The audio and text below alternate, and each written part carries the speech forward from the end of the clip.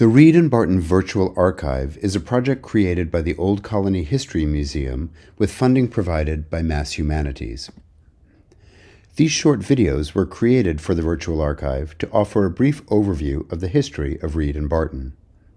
Reed and Barton developed from its humblest origins in 1824 in Taunton, Massachusetts, to become one of America's most successful manufacturers of metal tableware, flatware, metal accessories, and housewares.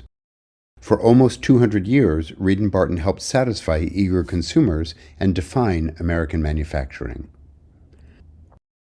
There are four main eras in the history of Reed and Barton as the company advanced from Britannia pewterware to electro silverplate goods to sterling silverware and finally into the modern era with a focus on flatware. This third video will explore Reed and Barton's move beyond its established reputation in electroplated silver and into its third big chapter.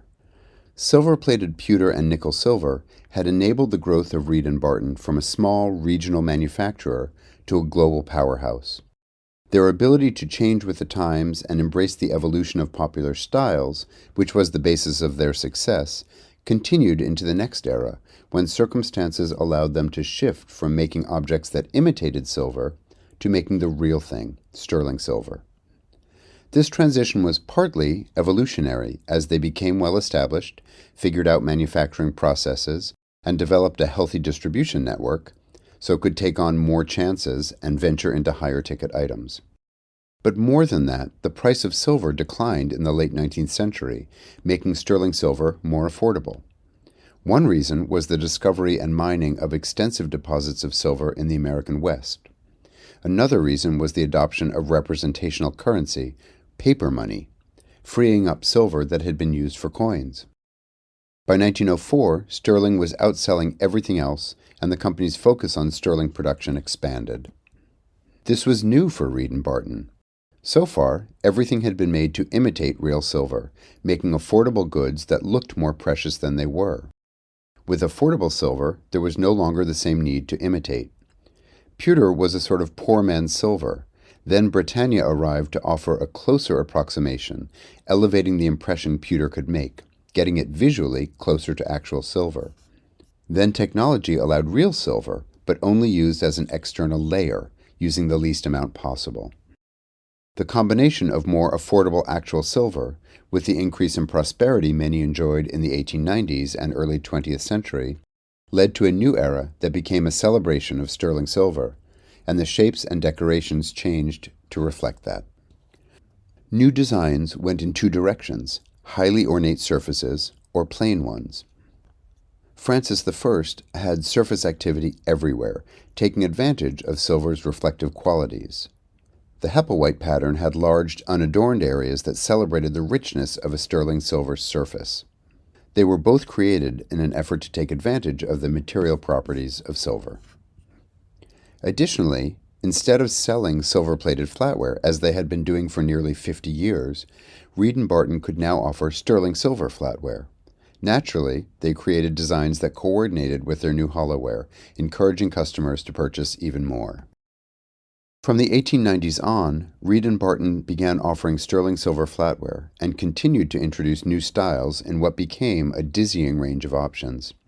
Even some that remind us today how different the tastes of the era were from our own.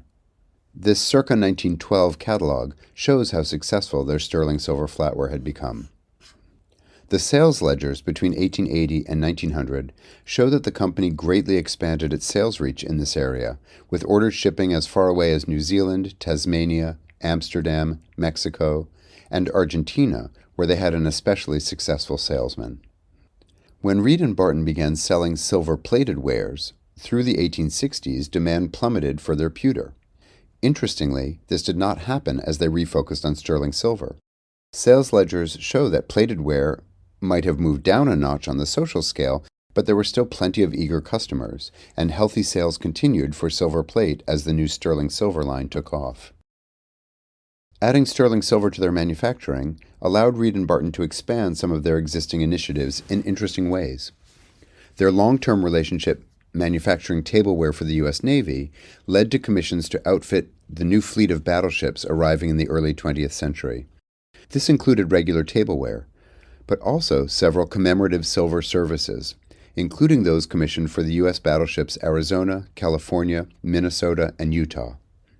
Drawings exist for other sets that were eventually commissioned from competing firms or, as in the case of the USS Houston, never executed.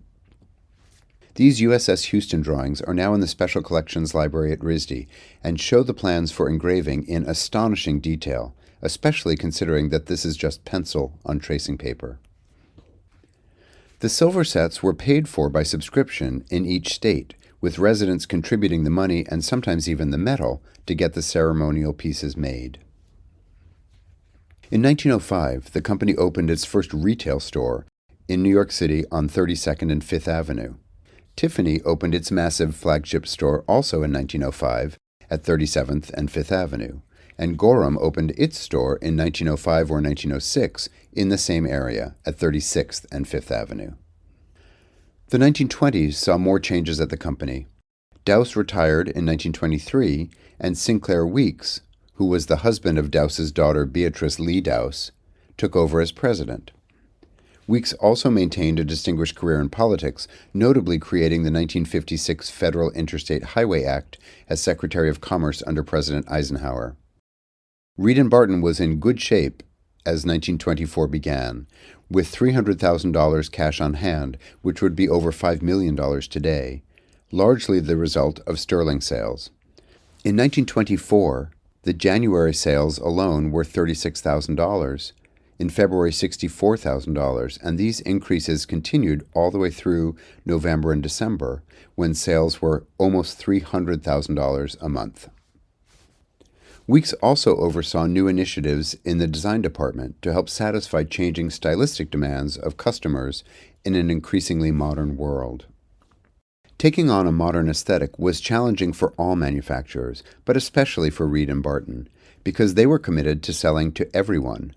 And maybe not everyone was ready to purchase something as radically modern as this, the modernist coffee set. Where Reed and Barton made progress in offering more contemporary designs, they generally did so by importing it. They purchased New Jersey-based sterling manufacturer Dominic and Hoff in 1928, and with that purchase came Dominic and Hoff's successful pointed antique pattern. This was hardly a new or modern design, but its lack of ornament allowed it to straddle the divide between antique and modern. It had been a very successful pattern for Dominic and Hoff, and that continued for Reed and Barton. In the 1930s, independent designers, including Eliel Saarinen and Bell Kogan, were hired as consultant designers to bring new ideas to the company.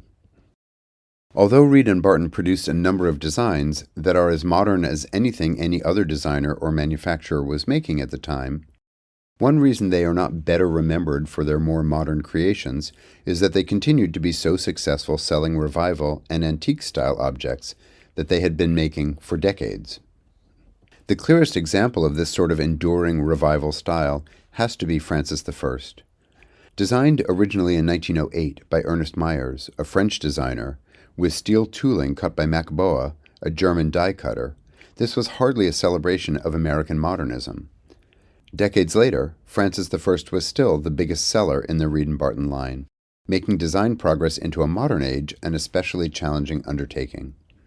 In 1924, Reed and Barton filled a $1 million order for an enormous customized set of Francis I for the Maharaja of Barwani, which was shipped from Taunton, Massachusetts, eventually arriving in Barwani after 800 miles inland by train, 400 more miles by mule, and 100 more miles carried by hand.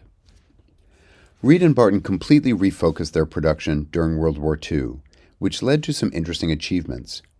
The U.S. government worked with the factory to develop new methods of silver plating to bring costs down, but more so to remove copper from the process and save that metal for the war effort. With the increase in naval activity, there was a demand for more eating utensils. Reed and Barton manufactured 1 million silver-plated pieces for the Navy during World War II. Stainless steel arrived during the war and provided manufacturers with some serious challenges. Reed and Barton developed tougher dies and stronger abrasives to allow manufacturing with this hard metal. The company quickly went from making 100,000 pieces a week for the U.S. Army and Navy to 180,000.